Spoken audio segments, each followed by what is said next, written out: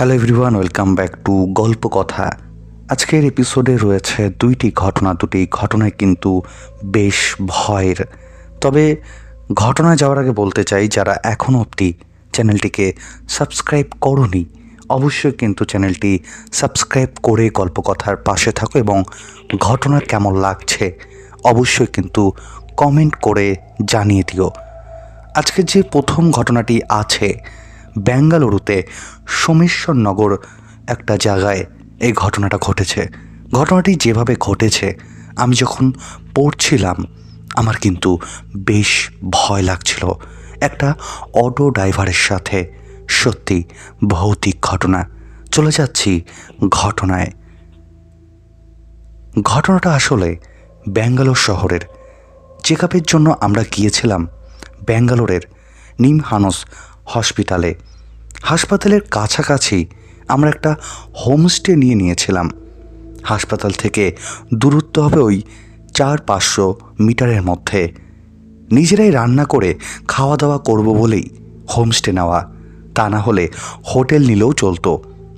সে যাই হোক, যে ঘটনাটা বলছিলাম, জুডো মেল থেকে কেনাকাটা করে যখন বাইরে এলাম দেখলাম টিপটিপ করে বৃষ্টি শুরু হয়েছে। টুকিটাকি কেনাকাটার নাম করে বেশ ভালোই জিনিসপত্র কেনাকাটা হয়েছে। ঘড়ির কাঁটা 9:30 ঘর পেরিয়েছে। আমি দেখে বললাম, রুমে ফিরে আজ রান্নার দরকার নেই, তার চেয়ে বরং রাতের খাবারটা রেস্টুরেন্ট থেকে নিলেই হয়। ভাইও আমার কথায় সাথ দিল। আমরা বিরিয়ানি কিনে নিয়েছি, সাথে 1 প্লেট চিকেন কষাও নিয়েছি। এবার আমাদের রুমে ফেরার পালা। দেখলাম বৃষ্টির গতি বাড়ল, সঙ্গে ছাতাও নেই। ছাতা থাকা না থাকায় কি যায় আসে আর। ওলা বা উবরে উঠে পড়লে একেবারে হোমস্টের দরজায় গিয়ে নামবো। ভাইকে বললাম, আর দেরি করিস না, ওলা হোক বা উবের যা হোক একটা বুক কর। এতক্ষণ পর্যন্ত সব ঠিকঠাকই ছিল। এরপর থেকে শুরু হলো যত গণ্ডগোল। এদিকে আমার ভাই 15 মিনিট ধরে ট্রাই করছে ওলা উবের বুক করার জন্য। একটার পর একটা ওলা উবের রাইড ক্যান্সেল করে দিচ্ছে। বুঝতে পারছিলাম না কারণটা কি। বিরক্ত হয়ে বললাম, ওলা উবের ছাড়, অটো বুক করে নে। অদ্ভুত ব্যাপার, সে একই ঝামেলা। দেখলাম অটো রাইডও ক্যান্সেল করছে। ঘড়িতে তখন 10টা 10। মনে মনে ভাবছি, এ তো মহাপ্যাসাতে পড়লাম। চিন্তায় পড়লাম। মাথার উপর বৃষ্টি, বৃষ্টির গতিও বেশ বাড়ছে। দুজনেই তখন দুজনের মুখের দিকে তাকাচ্ছি। মিনিট 5 পর একটা অটো এসে দাঁড়ালো। আমরা যেখানে দাঁড়িয়ে আছি সেখান থেকে একটু দূরে। ভাই তখন আমার হাতে শপিংয়ের ব্যাগটা ধরে দিয়ে বলল, তুমি দাঁড়াও, একটু জিজ্ঞাসা করে দেখি অটোটা যাবে কিনা। ও বাবা, মেঘ না চাইতেই চল। দেখলাম অটোটা নিয়ে ড্রাইভার নিজেই এগিয়ে এলো আমাদের সামনে। দেরি না করে জিজ্ঞাসা করলাম, সোমেশ্বরনগর যাবেন? ড্রাইভারের মুখটা একটু বাড়িয়ে বলল, যাব, তবে 100 টাকা লাগবে। ড্রাইভারের মুখটাও ভালো করে দেখতে পেলাম না।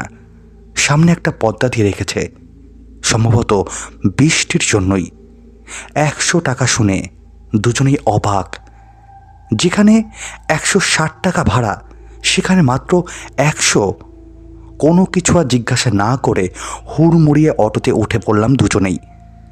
অটোতে বসার পর ড্রাইভার জিজ্ঞাসা করলো, কোথায় যাবেন আপনারা? আমি বললাম তো সোমেশ্বরনগর। ড্রাইভার বলল, তা তো চিনি না, তবে লোকেশন অন করে আমাকে রাস্তা বলে দিলে আমি নিয়ে চলে যাব। আমার মনে খটকা লাগে। 5 কিলোমিটার রাস্তাও নয়, অথচ সোমেশ্বরনগর চেনে না। জিজ্ঞাসা করতে যাব অমনি ড্রাইভার নিচে থেকেই বলে বসল, আমি এ রাস্তায় নতুন, আমি এখানকার স্থানীয় কেউ নই। হাসপাতালে এসেছিলাম একজনকে পৌঁছে দিতে, অ্যাক্সিডেন্ট করেছিল সেই কারণে। তো আপনাদের যখন অটোতে তুলেছি তখন আপনাদের আমি পৌঁছে দেবই। আপনারা লোকেশন অন করে আমাকে ডিরেকশন দিয়ে যান। কেন জানি না সন্দেহ হচ্ছিল ড্রাইভারকে দেখে। ড্রাইভারের বয়স আনুমানিক 40 কি 45। সামনের লুকিং গ্লাসে মুখটা দেখার চেষ্টা করছিলাম, কিছুতেই মুখটা দেখতে পারছিলাম না। আমরা দুজনেই পেছনে বসে। বৃষ্টি নেমেছে বিশাল, খুব শীত অনুভব করতে লাগলাম। ব্যাঙ্গালোরের ওয়েদার বেশ মনোরম, তবে বৃষ্টির জন্য শীত শীত লাগছিল আরও বেশি। অটো চলতে শুরু করলো। আমার ভাই কৌশিক তখন মোবাইলে গুগল ম্যাপের লোকেশন অন করে মোবাইলটা হাতে রাখলো। এদিকে আমি তখন শপিংয়ের ব্যাগ আর খাবারের দুটো প্যাকেট সামলাচ্ছি। বাইরে থেকে জলের ছিটাফোঁটা গায়ে এসে পড়ছে। হঠাৎ করে দেখলাম ড্রাইভারের গায়ে একটা সাদা রঙের চাদর জড়িয়ে নিয়েছে। ঠিক চাদর বলে মনে হচ্ছিল না, যেন একটা সাদা থান কাপড় পরে আছে। বুঝতেই পারলাম না গাড়ি চালাতে চালাতে কখনই বা চাদরটা গায়ে জড়ালো। অটো তখন বেশ গতিতে চলছে। ভাই গুগল ম্যাপটা অন করে রাস্তার ডিরেকশন দিয়ে যাচ্ছে। অবাক লাগছে, ব্যাঙ্গালোরের মতো গাড়িবহুল রাস্তায় কোনো জ্যাম চোখে পড়ছে না। সব সিগন্যালই গ্রিন তখন। মনে মনে খুশি হচ্ছিল দেখে, কারণ রাস্তার জ্যামে পড়তে হচ্ছিল না। বৃষ্টি বাদলের জন্য বা অনেক রাত হয়েছে, তাই হয়তো লোকজন কম। 15 মিনিটের রাস্তা মনে হয় 10 মিনিটেই পৌঁছে যাব, সেটাই তখন মনে হচ্ছিল। মিনিট 5 আসার পর একটা জায়গায় এসে অটোটা বাম দিকে দাঁড়িয়ে গেল। কয়েক সেকেন্ডের জন্য ম্যাপে দেখলাম জায়গাটার নাম উইলসন গার্ডেন। কেন জানি না 2-3 সেকেন্ড অন্ধকার হয়ে গেল সব। ড্রাইভার পেছনে তাকিয়ে বলল, ভয় পাবেন না। কয়েক সেকেন্ডের জন্য লোডশেডিং প্রায় হয়েই এসেছে। তখন ড্রাইভারের মুখটা ভালো করে দেখলাম, ভাবলাম হলেও হতে পারে লোডশেডিং। গুগল ম্যাপ তখন দেখাচ্ছে বাম দিকে রাস্তায় ঢুকতে হবে। ড্রাইভার এবার বাম দিকে রাস্তা ধরল। বাম দিকে রাস্তা ধরতে অটোর গতি অস্বাভাবিকভাবে বেড়ে গেল। কোনো সিগন্যাল তখন রেড নেই। ঝড়ের গতিতে অটো যাচ্ছে। আমার ভাই কৌশিক কিছুক্ষণ অন্তর অন্তর বলে যাচ্ছে, এবার বাম দিকে, এবার ডান দিকে। অস্বাভাবিক গতি দেখে সন্দেহটা বাড়ল, সেই সঙ্গে ভয় ভয় একটা ভাব লাগছিল। 15 মিনিটের রাস্তা তখন 21 মিনিট অতিক্রান্ত। জিজ্ঞাসা করলাম, ঠিক রাস্তায় যাচ্ছিস তো? ড্রাইভার বলল, সব ঠিক আছে। হঠাৎই গুগল ম্যাপার কাজ করছে না। ড্রাইভার এবার ডান দিকের গলি রাস্তা ধরে এগোতে শুরু করলো। বললাম, কিছু একটা ভুল হচ্ছে। ড্রাইভার বলল, এদিকে রাস্তা চেনা আছে, অসুবিধা নেই। অটো চলছে, কিন্তু রাস্তায় লোকজন খুব কম, নেই বললেই চলে। ব্যাঙ্গালোরের মতো ব্যস্ততম রাস্তা, সেখানে এত শুনশান। মনে তখন একটা অস্থিরতা কাজ করছে। গলির ভেতরে আলো গলি, সেই গলি দিয়ে গাড়ি এগোচ্ছে আমাদের দুজনেরই তখন ভয়ে বক দুরু দুরু করছে। মিনিট 3 আসার পর ড্রাইভার গাড়িটা একটা নির্জন জায়গায় থামালো মানে আমরাই থামাতে বললাম। এইটুকু রাস্তা এতক্ষণ সময় লাগার তো কথাই নয়। ভুল রাস্তায় চলে এসেছি, সেটা তখন ভালোই বুঝতে পারছি। জায়গাটা বেশ থমথমে। রাস্তার বাল্বের আলোগুলো কেমন ম্যারম্যার লাগছে। আশেপাশে কোনো বাড়ি বা দোকান চোখে পড়ছে না। কোথায় যে এসে পড়লাম তখন সেটাই ভাবছি। হঠাৎ করেই দুটো কালো রঙের কুকুর কোথা থেকে চলে এলো। সাধারণভাবে যে কুকুর দেখি ঠিক সেরকম নয়, একদম ছোট লেজ কিন্তু সোজা। ড্রাইভারের কাছে এগিয়ে আসতেই কুকুর দুটো গন্ধ শুকে দৌড় দিল। কি জানি কোথা থেকে ভেসে আসে শিয়ালের ডাক। ভাই বলল, এটা শিয়াল নয়, ওই দুটো কুকুর অমন করে ডাকছে। দেখলাম উল্টো দিকে একটা গাড়ি আসছে। গাড়ির আলোটা রাস্তার উপরে পড়তেই বুঝতে পারলাম। ভাই বলল, ওই গাড়িটা আসছে, একটু জিজ্ঞাসা করে নি বরং। গাড়িটার সামনে আসতে দেখলাম একটা অটো। অটো ড্রাইভারকে জিজ্ঞাসা করতে যাব কি, তার আগেই আমাদের আত্মারাম খাঁচা থেকে বেরিয়ে গেছে। দেখি ওই অটো ড্রাইভারের সামনে দুটো চাকা। সাধারণ অটোর সামনে একটি চাকা থাকে। ভালো করে তাকিয়ে দেখি, সত্যি সামনে দুটো চাকা দুদিকে। আর জিজ্ঞাসা করার সাহস হলো না। পাশ দিয়ে হুশ করে অটোটা বেরিয়ে গেল। এদিকে আমাদের অটোর ড্রাইভার অটো থেকে নেমে আমাদের দিকে পিছন করে দাঁড়িয়ে আছে। তার কোনো হেলদোল নেই। ভাই তখন আমার কানে ফিসফিস করে বলল, ভয় পেও না, ভুল তো কিছু হয়েছে, কি করা যায় ভাবছি। এদিকে আমাদের অটো ড্রাইভারের দিব্যি খুশ মেজাজে আছে। কি যে করি তখন। মিনিট দুয়েক পর আর একটা গাড়ি আলো পড়ল। দেখলাম একটা বাইক। ভাই বলল, তুমি অটোতে বসো, আমি বরং নামি অটো থেকে। ভাই নামতেই আমাদের অটো ড্রাইভার অটোতে এসে বসে পড়ল সঙ্গে সঙ্গেই। বাইকটা সামনে আসতেই হাত দেখাতে বাইকটা থেমে যায়। আমি অটোর ভেতরে বসে গুটিসুটি হয়ে আছি। দেখলাম একটি কম বয়সী ছেলে। আমাদের হোমস্টের অ্যাড্রেস বলতেই ছেলেটি বলল, আপনারা এখানে এলেন কীভাবে? ভুল রাস্তায় চলে এসেছেন, এখান থেকে তাড়াতাড়ি চলে যান। এটা গোরস্থান, এখানে রাতে কেউ আসে না। প্রাণে বাঁচতে চাইলে এখান থেকে তাড়াতাড়ি পালান। 15 দিন আগে আমি এখানে এসে পড়েছিলাম, আর বেঁচে ফিরতে পারিনি। এক কাজ করুন, সামনের দিকে এগিয়ে যান, ডান দিকে রাস্তা ধরে সোজা বেরিয়ে যাবেন, কোথাও দাঁড়াবেন না। কথাগুলো বলেই ছেলেটি যেদিক দিয়ে এলো ওই দিক দিয়ে চলে গেল। তবে একটা কথা কানে ভাসল, ছেলেটি বলেছিল সেও নাকি বাঁচেনি। ভয় কাটা হয়ে ততক্ষণে আমার প্রাণ যায় যায় অবস্থা, কারণ বাইকের পেছনে চাকা নেই। ভাই সঙ্গে সঙ্গে অটোতে বসে ড্রাইভারকে বলল, আর দাঁড়াবেন না, তাড়াতাড়ি চলুন। অটো চলতে শুরু করলো। দেখলাম 200 মিটার রাস্তায় কোথাও আলো নেই, ঘুটঘুটে অন্ধকার। গুগল ম্যাপ অন করতে দেখলাম আমাদের হোমস্টে থেকে আমরা 2.5 কিলোমিটার দূরে আছি। ভয় তখন হৃৎপিণ্ড খুলে পড়ার উপেক্ষম। ঠাকুরকে ডাকছি, তাড়াতাড়ি পৌঁছে দাও আমাদের। একেবারে দুরন্ত গতিতে অটো এসে পৌঁছালো আমাদের হোমস্টের সামনে। অটোটা থামতেই আমি বললাম, দাদার 50 মিটার একটু এগিয়ে দিন। ড্রাইভার বললেন, আর যাব না, এখানেই নেমে যান। ততক্ষণে সাহস পেয়ে গিয়েছিলাম মনে মনে। ঘড়িতে তখন 11টা 5। অটো থেকে নেমে 500 টাকার নোটটা হাতে ধরাতে যাব। ড্রাইভার বলল, আমার কাছে চেঞ্জ হবে না।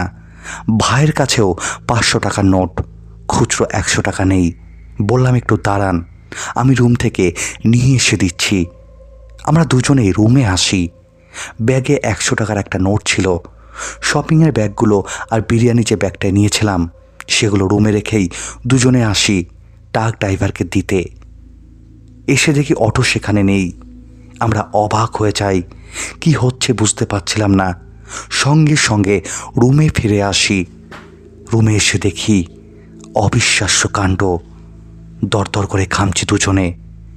বিরিয়ানি দুটো প্যাকেটের মধ্যে একটা প্যাকেট নেই, আর একটা প্যাকেট খোলা অবস্থায় পড়ে আছে। তাতে আবার চিকেনের পিসটাও উধাও। সেদিন সারা রাতটা কি ভয় কেটেছিল তা আমরা জানি না। দু চোখের পাতা এক করতে পারিনি। পরের দিন সকালে রিসেপশনে আসি। ম্যানেজারকে ঘটনা বললেই তার আগে ম্যানেজার নিউজ পেপারটা এগিয়ে দিয়ে বললেন, দেখেছেন ছবিটা? গতকাল রাত 8টায় একটা অ্যাক্সিডেন্ট হয়েছে উইলসন গার্ডেনে। এই ইনসিডেন্টের ছবিটা দেখেছেন? এটাই অটো ড্রাইভারের ছবি। আমাদের হোমস্টে যারা আসে তারা কেউ অটোর কথা বললে আমি ওকেই কল করে দিই। ছবি দেখে চক্ষু চড়ক কাছে আমাদের। ভাই ছবিটা দেখে জিজ্ঞাসা করলো, দাদা চিনতে পারছো? সেই গতকালের অটো ড্রাইভার না? ছবিটা দেখেই ভয়ে সিটিয়ে গেছি। সামনেই বসানো ছিল জলের বোতলটা। বললাম, ভাই জলের বোতলটা একটু এগিয়ে দে। শরীরটা কেমন করছিল আমার। এইভাবে যে বেঁচে ফিরবো সত্যি ভাবিনি। এটাই ছিল ঘটনা। আজকের প্রথম ঘটনাটা কিন্তু বেশ অদ্ভুত ছিল। তোমাদের কেমন লাগলো অবশ্যই কিন্তু কমেন্ট করে জানিয়ে দাও। এবং বলতে চাই, তোমরা যদি আমায় ঘটনা পাঠাতে চাও কি করতে হবে, ডিসক্রিপশন বক্সে একটি হোয়াটসঅ্যাপ নাম্বার দেওয়া আছে, তোমরা আমাকে সেখানে ঘটনা লিখে পাঠিয়ে দাও। এবং বলে রাখি, তোমরা যারা ঘটনার শেষ অবধি শুনছো অবশ্যই কিন্তু লাইক করতে ভুলো না, কারণ তোমরা যদি লাইক আর কমেন্ট না করো তাহলে কিন্তু ঘটনার রিচ অনেকটাই কমে যায়। তাই রিকোয়েস্ট করবো লাইক আর কমেন্ট করতে কিন্তু ভুলো না। এবং বলে রাখি, তোমরা যারা যারা আমাকে কলিংয়ের মাধ্যমে ঘটনা বলতে চাও অবশ্যই কিন্তু কলিং করে আমাকে ঘটনা বলতে পারো। চলে যাচ্ছি আজকের দ্বিতীয় ঘটনায়। আজকের দ্বিতীয় ঘটনাটা পাঠিয়েছে অর্পণ আমাদের হোয়াটসঅ্যাপ নাম্বারে। ঘটনাটা লিখে পাঠিয়েছে। ও এর আগেও একটা ঘটনা লিখে পাঠিয়েছিল, ঘটনাটা বেশ ভয়ের ছিল। ও ঘটনাটা যেভাবে লিখেছে আমি ঘটনাটা ঠিক সেভাবেই পড়ছি। হাই দাদা, কেমন আছো? আমি গল্পকথা পরিবারের সদস্য অর্পণ, পূর্ব মেদিনীপুরের কাঁথি থেকে ঘটনাটা লিখছি। এটি একটা হাসপাতালের ঘটনা। আমার জেঠুর মেয়ের সাথে হওয়া শোনা একটি ঘটনা তোমাকে আজ বলবো। আমার জেঠুর মেয়ে মানে আমার দিদি আমার থেকে 2 বছরের বড়। এই বছর নার্সিং ট্রেনিং নিয়ে কলকাতার একটা হাসপাতালে চাকরি পেয়েছে। ঘটনাক্রমে হাসপাতালের নাম বলা বারণ। যথারীতি ও যখন প্রথম দিন ডিউটি জয়েন করে, বলে রাখা ভালো ওর ছিল নাইট ডিউটি। তাহলে বোঝো কি হতে পারে। প্রথম নাইট ডিউটি যখন করে তখন বলা হয়েছিল একটা ডেড বডির পার্টস চেক করা। যথারীতি ওর সাথে অনেক নার্স ছিল। প্রথম অভিজ্ঞতা, একটু তো ভয় লাগছিল। সাথে স্যার ছিলেন। তো ডেড বডি চাপা দেওয়া ছিল, যখন চাপাটা খুলল ভয় তো ওখানেই অজ্ঞান হবে। ডেড বডিটা ছিল একজন বয়স্ক মহিলার। বিচ্ছিরি, যেন মনে হচ্ছে পুড়ে গেছে শরীরটা। কিছু নেই, সাদা চুল এলোমেলো হয়ে আছে। যথারীতি বলা হয়েছিল লাশটাকে ধরে তুলে চেক করা। সে তো কিছুতেই আর সম্ভব হচ্ছিল না। স্যার বললেন একটু স্টেডি হও। স্যারের বলাতেই সবাই কোনো রকম কাজটা সম্পূর্ণ করল। প্রথম দিনের ডিউটি শেষ হয়ে বাড়ি ফিরে এসে তো ধুম জ্বর হওয়ায় বাতাস লেগে গেছিল। সেদিন রাতেই দিদির বাড়িতে ঘটল এক ভৌতিক ঘটনা।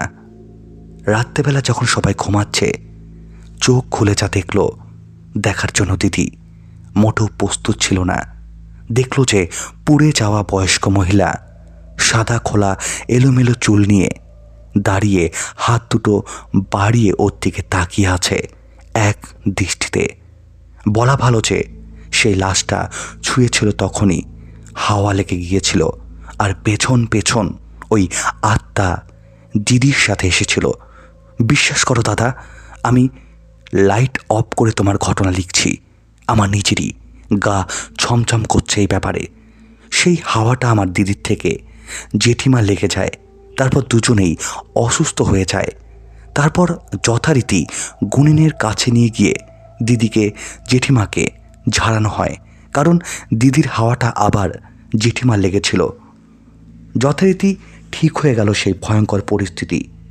এখন আর তেমন কিছু মনে হয় না, অনেক দিন হয়ে গেল। জানি দাদা, গুছিয়ে লিখতে পারলাম না, তুমি তোমার মতো করে একটু বুঝিয়ে বলো। দাদা, ভালো লাগলে ঘটনাটা তুমি তোমার মতো করে বুঝিয়ে বলো। ভালো থেকো দাদা, ভালো থাকুক গল্প কথা পরিবার।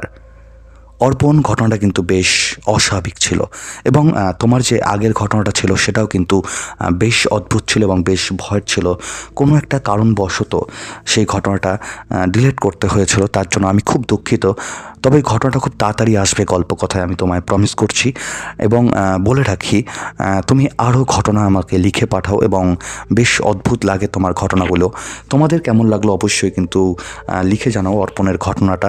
এবং যারা আমায় ঘটনা লিখে পাঠাও তারা কিন্তু অবশ্যই কমেন্ট বক্সে লিখে দিও, যাতে অনেকেই জানতে পারে যে ঘটনাটা তুমি লিখে পাঠিয়েছো। এবং বলে রাখি, তোমরা যদি গল্প কথায় ঘটনা পাঠাতে চাও কি করতে হবে, ডিসক্রিপশন বক্সে একটি হোয়াটসঅ্যাপ নাম্বার দেওয়া আছে, তোমরা সেখানে গিয়ে আমাকে ঘটনা লিখে পাঠিয়ে দিতে পারো। এবং বলে রাখি, গল্প কথা কিন্তু কোনো রকম কুসংস্কারকে প্রমোট করে না। আমরা ঘটনাগুলি শুধুমাত্র এন্টারটেনমেন্ট হিসেবেই গ্রহণ করি। আশা করব গল্প কথা পরিবারের সদস্যরাও ঘটনাগুলিকে শুধুমাত্র এন্টারটেনমেন্ট হিসেবেই গ্রহণ করবে। এবং একটা ছোট্ট রিকোয়েস্ট করতে চাই, যারা শেষ অবধি ঘটনা দুটি শুনেছ, প্লিজ লাইক করতে ভুলো না এবং কমেন্ট করে জানিয়ে দাও এবং ফ্যামিলি মেম্বারের সাথে শেয়ার করে দিও। অনেক ধন্যবাদ আজকের দুটি ঘটনা শোনার জন্য। দেখা হচ্ছে সামনের দিন ঠিক রাত 10টায়।